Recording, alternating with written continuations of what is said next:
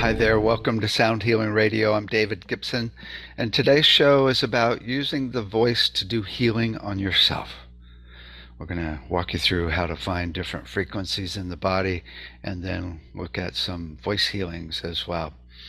And our intention today is that you may be able to heal yourself completely and even heal others as well. That's a big one, huh? So today we're going to be talking about how to use the voice, right? So to begin with, the whole trick is to get over any fear of making sound, right? We had it down as babies. We were professional sound healers, so it's just a matter of of just not being afraid to make sound. One way is to just make silly sounds like blah blah blah blah blah, right? Just do gibberish, blah blah blah. Ultimately, you want to get where you can actually make the sound of how you're feeling. Oh, I forgot to tell you one other thing before we continue. So we got a contract for with the largest dementia company in Northern California called Calabria up in Napa. They have over 200 participants or people with dementia that come there every day. And we now have about 7 different protocols that we're applying and doing training on the staff every week now. And it's really amazing what's happening. The day before yesterday, we took in, we have they actually bought all of our sound bowls and xylophones and kalimbas and tuning forks and all our instruments. So we actually played all 12 instruments for a dozen, actually 15 of the dementia patients there. And in order to see which ones they like, right? Because some people, actually were annoyed by crystal bowls. And I thought that would be the case. A lot of them love the crystal bowl. Some like the Tibetan bowls. Some like the high Tibetan bowls, but not the low Tibetan bowl. Some like the kalimba. Some didn't. Some liked. Actually, the one that they liked the most was the xylophone, a little beautiful xylophone.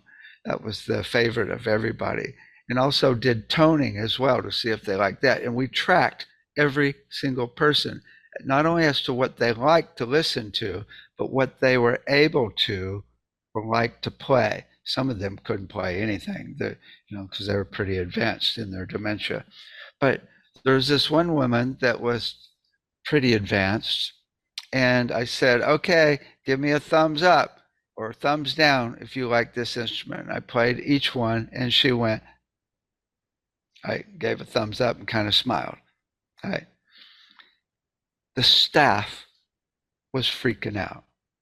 This woman hadn't given any energy or hadn't been lit up in 2 years.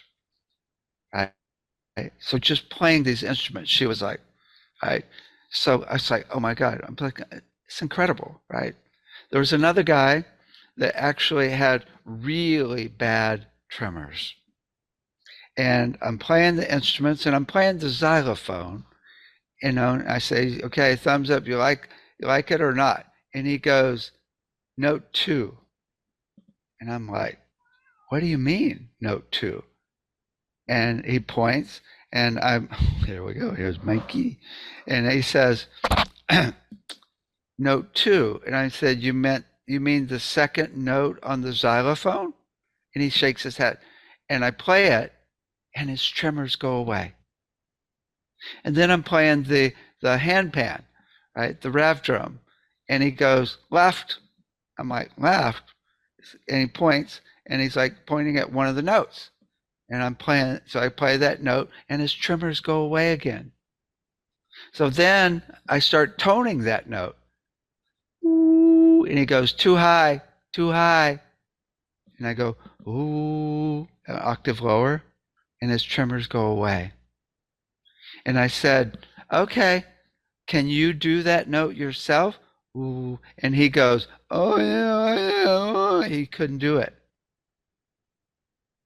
And I said, can you do it softly? And he goes, he couldn't do it. And I said, tone that note in your head silently. This guy was pretty awake still, but his tremors were just really bad, right? And he goes, shakes his head, and he starts going, and his tremors went away. Oh my God. Once we find his note next week and give him a CD in Delta, Theta, Alpha, and Beta, this guy's going to be completely still. This is major. I had another guy. I mean, or actually, there's a woman that was like really, really pretty advanced dementia, and I put the tuning fork on her hand, and she just immediately got still and smiled. Another guy said, "My neck's stiff," and I put it on his neck, and he just like went, "Whoa." It was really funny. I was toning for this one woman, and I was like, I know I wasn't doing that good. I was kind of going, ooh,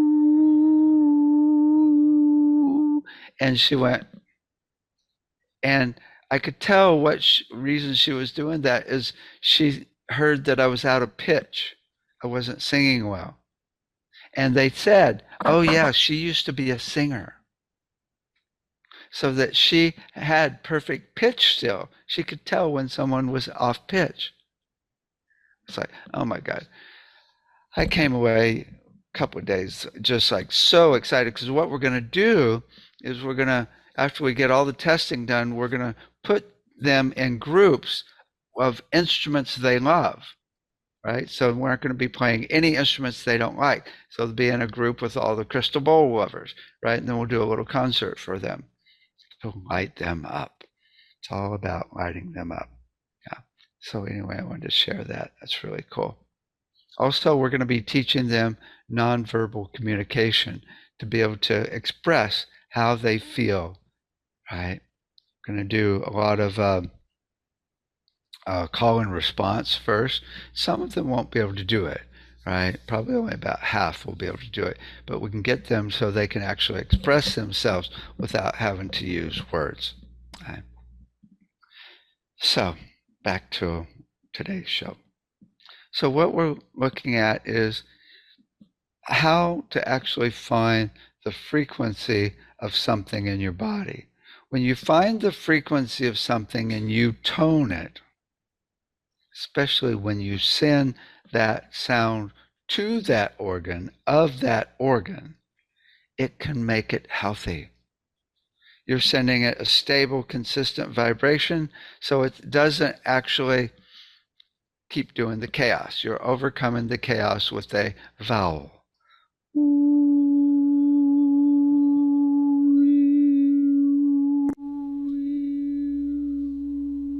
Right? So the way you find a frequency of any part of the body is with a frequency sweep. It's like this.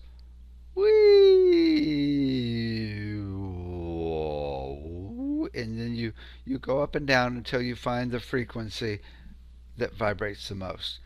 Let me demonstrate. I'll find the frequency of my mouth. Anytime you have parallel walls, when you hit a frequency where the wavelength of the frequency equals the distance between the walls, it will get louder. It adds up on itself. Right? So let me demonstrate. I went right by it. I'm going to get right on it now.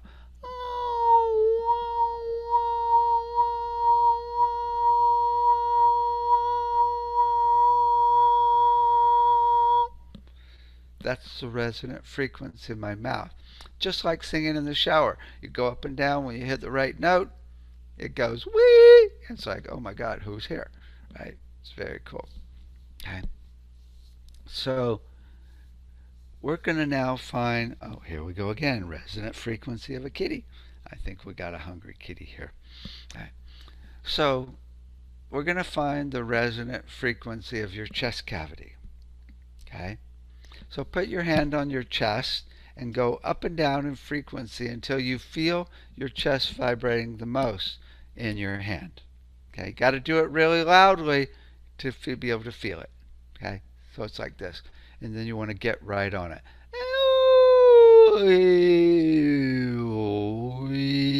There's one right there. Oh, especially right there. That's a good one right there too. That's the best. Right? Again, you're not only finding the healthy frequency of that chamber, but you're also massaging it with sound. You're sending it energy because sound is energy as well. So it's really good for it, even if you don't get the note right. Now let's find something a little. Oh, still pretty easy. Go up and down. Put your hands on your neck and go up and down until you find the resonant frequency of your neck.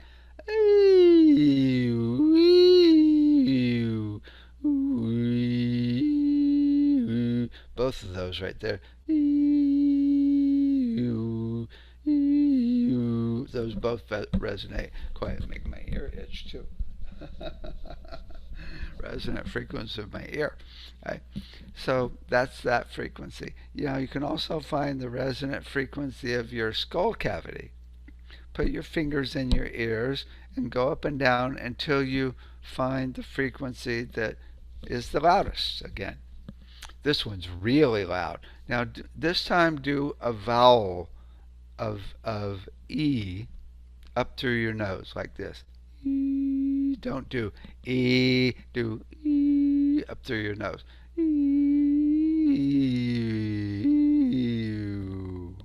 Right? It's so funny. My kitty's like totally checking me out. Like, what's going on? Right? So do that, and when you hit the resonant frequency, it's really loud in your skull. Put your fingers in your ears.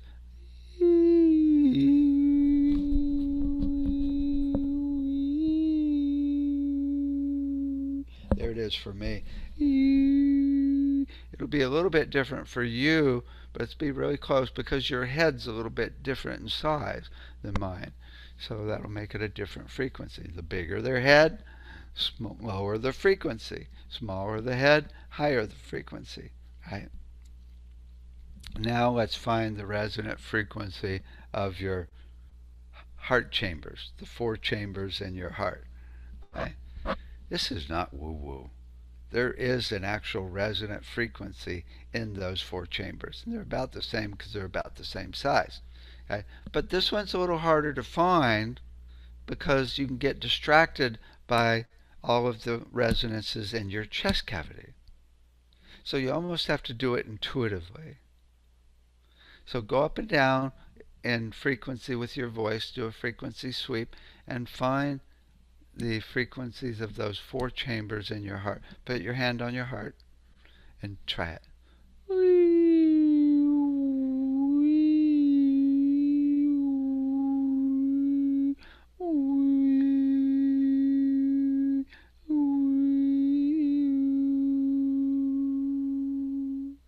I think I found it. It's really just an energy. It's kind of hard to feel that vibration in those heart chambers, right? This is very cool. Now, let's try something a little harder. Let's find the resonant frequency of your adrenals. You know what sound the adrenals commonly make? Ah! Stop! Stop! A little frazzled, right? Please stop! So I can't feel my adrenals when they vibrate. So it's easier and better to do this silently. So just go up and down in frequency in your head. And when you hit the right frequency, it's like a little fairy goes, there it is, there it is. Or it's just a knowing. It's just a feeling of knowing, right? So go up and down in your head silently to find your adrenals. Number one thing that'll stop you from doing this is your belief system that you can't. Believe that you will be able to find it, okay? Intuitively. Okay, so go up and down, find your adrenals. The adrenals are little pyramids right on the top of your kidneys. Okay, Small pyramids, only about an inch high, so it's going to be a high frequency. Go up and down. Listen for it.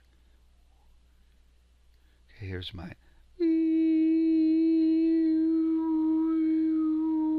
Make it out loud.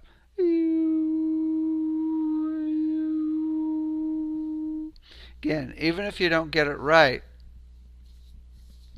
it's still really good because you're sending a stable, consistent, peaceful vibration to it.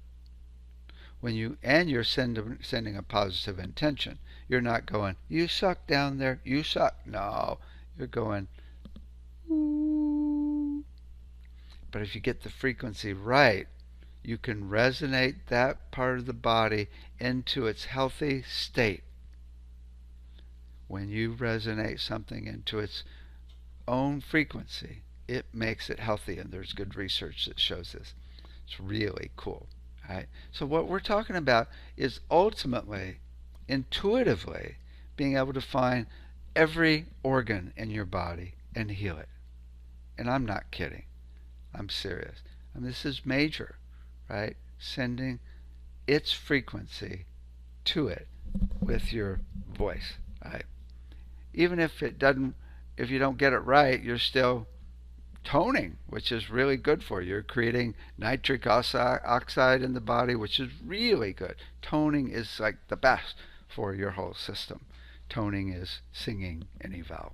Okay. Okay.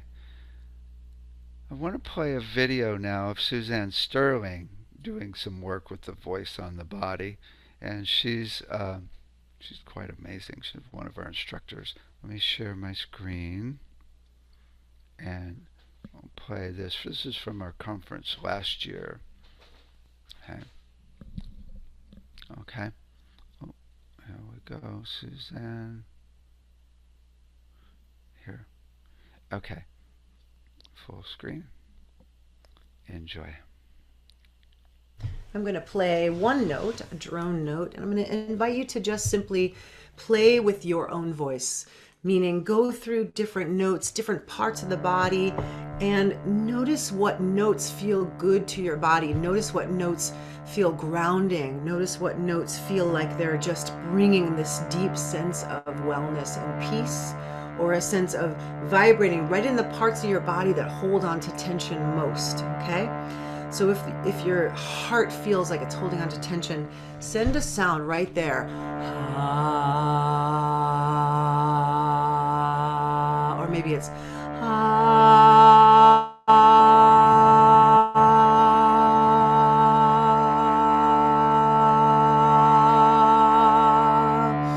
But again, the invitation is to play for just 2 minutes with your own voice, letting it move to the places in your body that need that sense of aliveness, that sense of vibration, that sense of ease, that sense of peace. Here we go.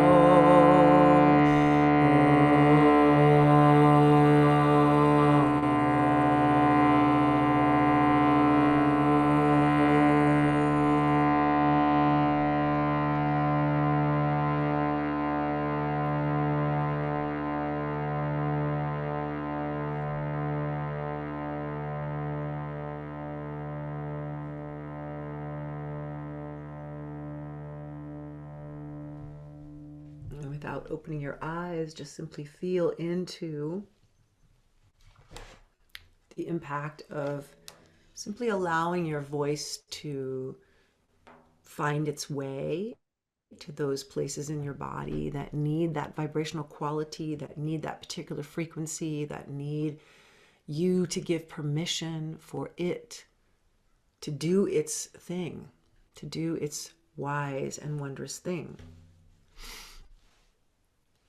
Okay, so keeping your eyes closed or opening them, your choice. I'm just going to invite you to go into some self-inquiry now about your voice. So take a deep breath, feel the impact of your voice. Maybe make a sound on the exhale. Ha.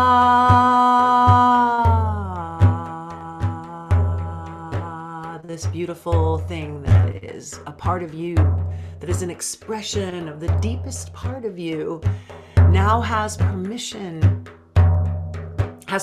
to release and feel perhaps some of the, what we might call shadow emotions, the grief or the fear, or the rage. Welcome those feelings being expressed. Give them space, and also welcome the feeling of pure bliss and joy and aliveness that also comes from melting the contractions. Make another sound.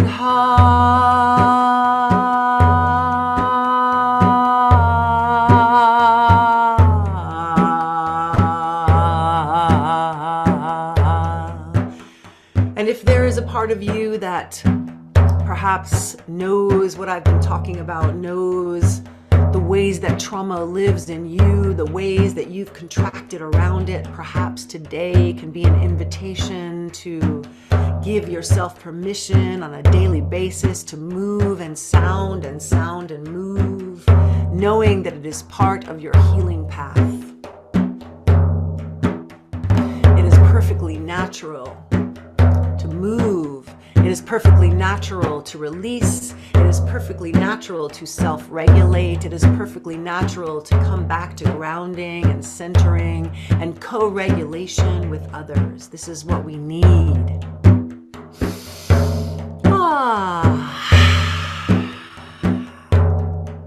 And I'm going to invite you to consider in this moment the places where you actually can live into and speak and embody the truth of who you are.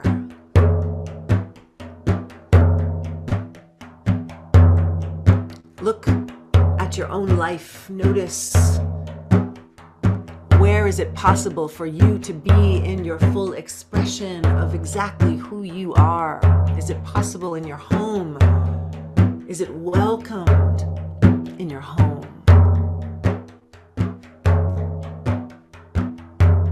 Is it welcomed in your spiritual community?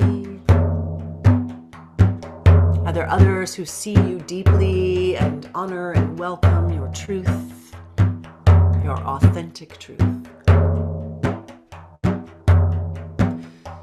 Are you able to live into and embody your truth in the place where you work or the way in which you work?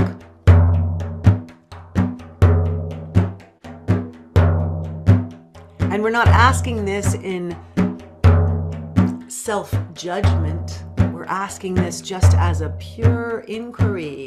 Where are those places where I might release any kind of mask or hiding or protection and live into the freedom, the liberation of my own expression? Notice.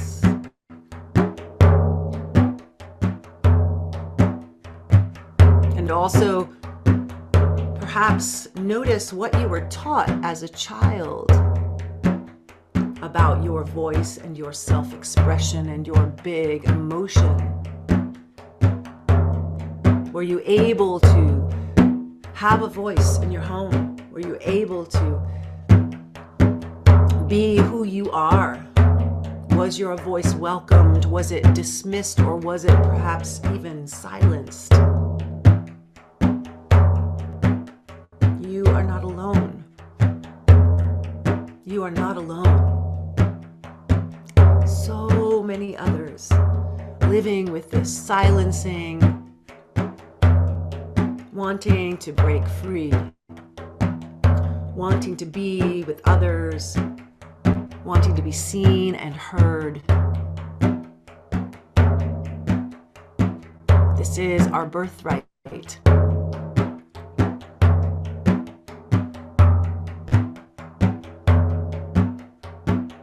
And are you willing in this moment to make a commitment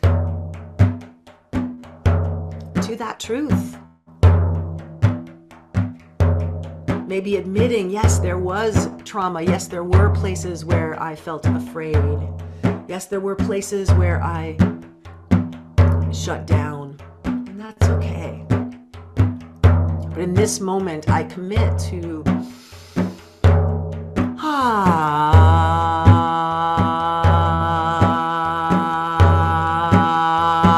being a vibrational being, alive.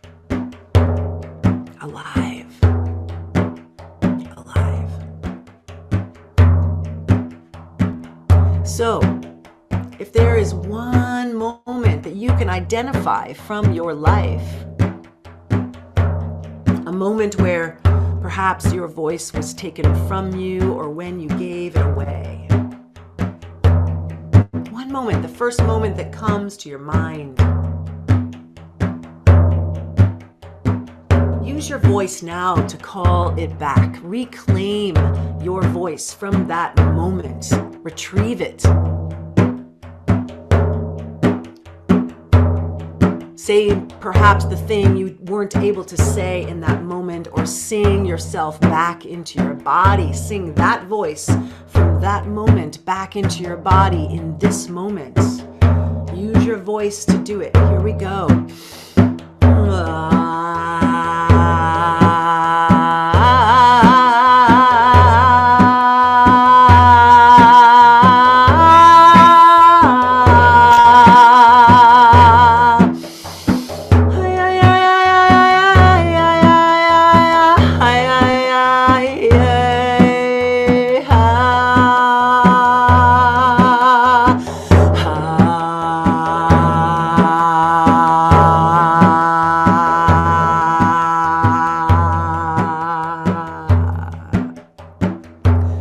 Feel your voice come back to you, wrap itself around you, anchor into your bones. My voice. My voice. My voice. My voice. My voice. My voice. And as the drum fades, you bring yourself back into this moment, back into your body in this moment. Perhaps bringing your hands to your own throat.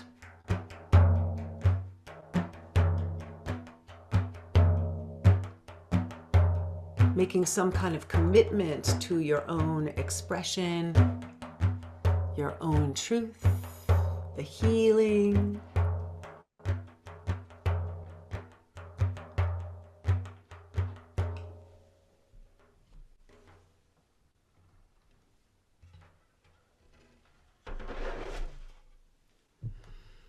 And we're just going to sing a very simple chant for the next few moments to close. The words are, may we remember, may we remember, may we remember who we really are. You can sing with me, you can make up your own parts, you can sing harmonies, you're in hopefully the privacy of your own home. You can just simply have fun with this. This is our closing commitment prayer, dedication. May we remember, may we remember, may we remember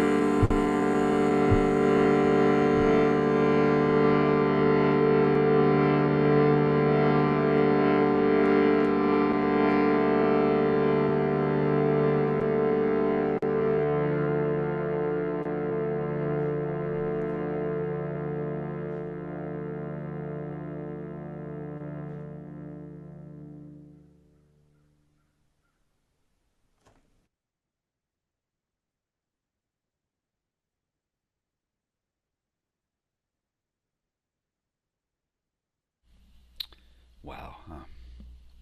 What a master. Whew, so inspiring.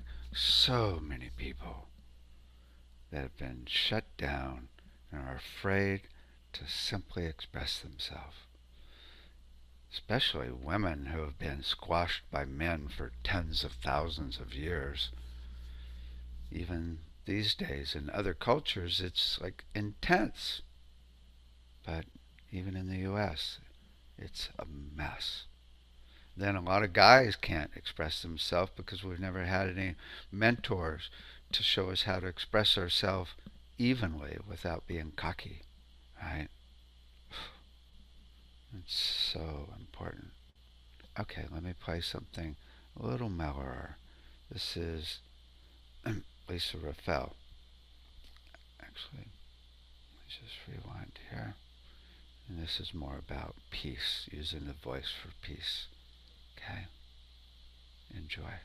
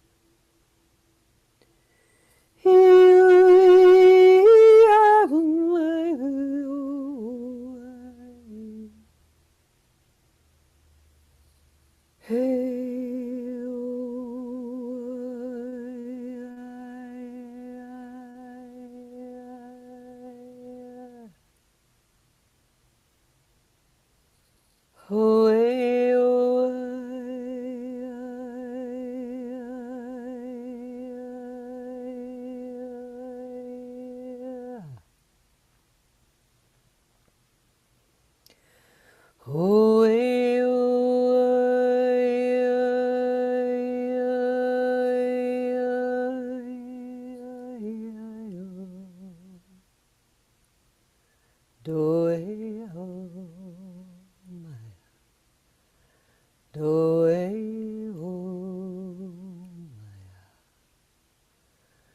do-e, oh.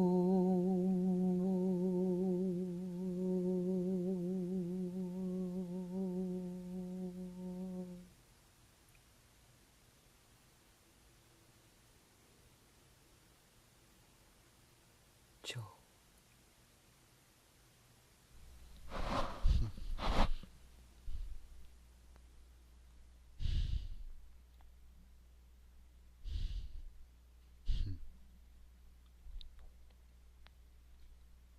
Express yourself and find the frequency of every part of your body and sing to it any vowel or hum, or do it silently. Like send a sound to your own heart silently, like this. Breathe in, and on the out breath, send a frequency to your heart, any frequency that feels good.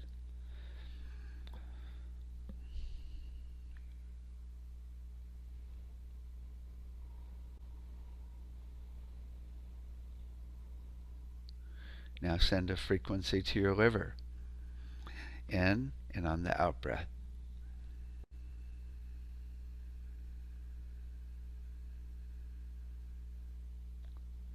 Now send a frequency to your digestive system.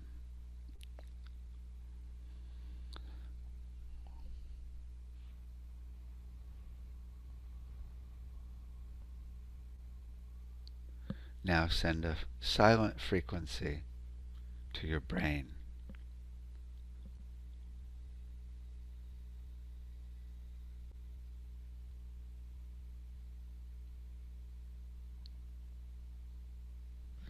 It's just that simple. Stable, consistent frequency is the definition of peace. Imagine being able to heal every single issue you might ever have yourself. This is our birthright, and it's on the way back in. Hold that frequency and intention for at least the rest of the night, the whole weekend, weeks ahead, months ahead, years ahead, healing ourselves for lifetimes. Thanks for listening, and take care.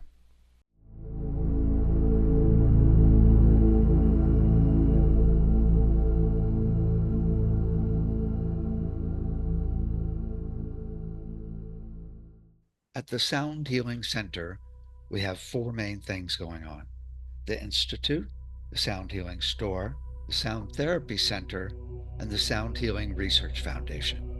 At Globe Institute, we offer 2 sound healing certificates and 1 audio recording certificate. All of them are also offered online, as well as in person here in Sausalito, outside of San Francisco. We're the only state-approved college in the entire United States that offers sound healing.